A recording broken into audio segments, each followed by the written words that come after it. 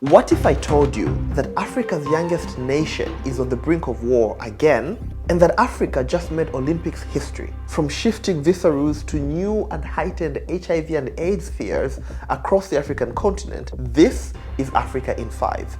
One continent, 5 headlines. My name is MJ and this is Kokoliko Media. So here are the top 5 stories making headlines from across the African continent this week. But before we get into it, please remember to subscribe.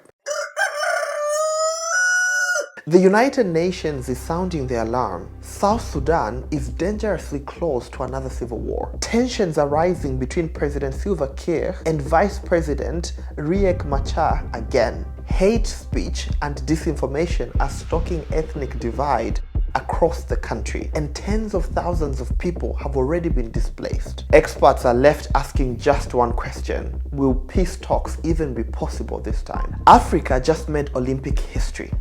Zimbabwe's Kirsty Coventry has been elected the president of the International Olympic Committee. This makes her the first African and first woman to lead the organization. At 41, she'll be the youngest ever to lead the IOC since its establishment in 1894. Her term as president begins June 24th.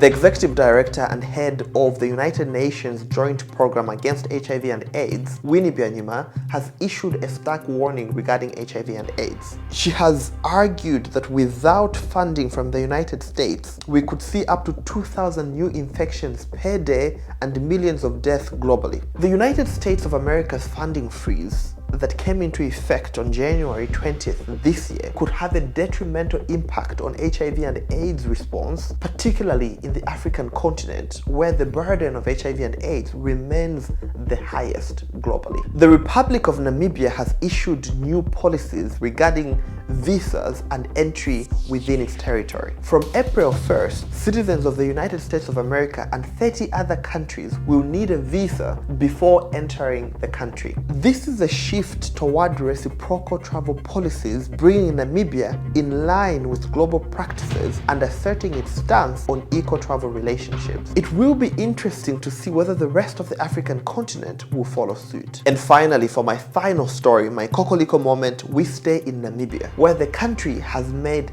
history. Netumbo Nandi-Ndaitwah has been sworn in as the country's first female president. So help me God. At 72, she breaks barriers on a continent with too few female heads of state. For the African continent, this is indeed a moment of pride and progress. And that was your Africa in 5. One continent, 5 headlines. Thank you for watching.